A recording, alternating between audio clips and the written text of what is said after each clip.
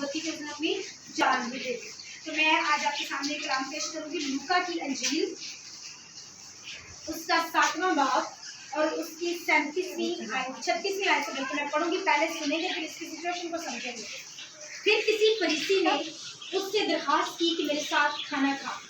बस वो उस फरीसी के घर जाकर खाना खाने बैठा तो देखो बद्ध चलन, ठीक है, ये लफ्ज़ को आपने याद रखना है।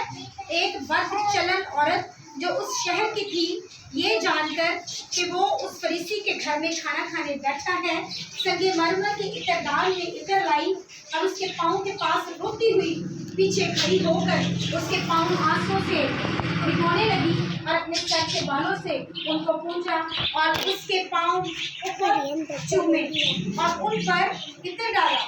उसकी दावत करने वाले फरीसी ने देखकर अपने जी में कहने लगे, अगर ये शख्स नबी होता तो ये जानता कि जो उसे छूती है वो कौन है और कैसी औरत है, ठीक है, क्योंकि वो बदचलन है। यीशु ने जवाब में उनसे कहा, आई शमौन, जिसके घर में गया उसका नाम शमौन था, आई शमौन, मुझे तुझसे कुछ कहना है। उसने कहा, आई उस्ताद, क्या है? वो कहते कि किसी साहूकार यानी किसी बड़े रुपये पैसे वाले बंदे के 2 कर्जदार थे। कितने कर्जदार थे उसके? 2 कर्जदार थे। एक था उस पर 500 दिनार था और दूसरे पर 50 का। एक बंदी ने मेरा 500 देना और एक बंदी ने 50 रुपये देने हो, समझ आ रही है? इतना कर्ज था। तो कहता है, यीशु ने उससे कहा, जब उनके पास अदा करने को कुछ ना रहा तो उसने दोनों का कर्ज दोनों को बख्श दिया। बस उनमें से कौन उससे ज्यादा मोहब्बत रखेगा? जिसके 50 रुपये बख्शे गए कि जिसके 500 बख्शा गया? कौन ज्यादा खुश होगा?